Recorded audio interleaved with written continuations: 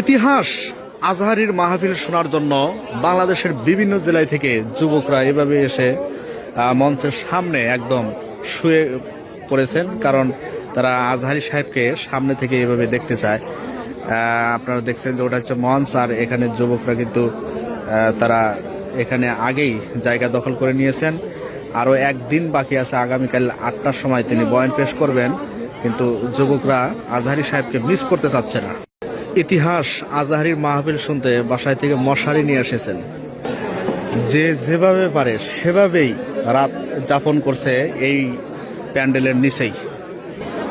এই হচ্ছে আজহারির জন্য মঞ্চ তৈরি করা হয়েছে, শত শত মিডিয়া উপস্থিত এবং বাংলাদেশের বিভিন্ন জেলায় থেকে সব কিন্তু বেড খাতা বেঁধেই তাবলিগের মতন কিন্তু ছুটে এসেছেন ডক্টর মিজানুর রহমান আজহারি মাহফিল শোনার জন্য।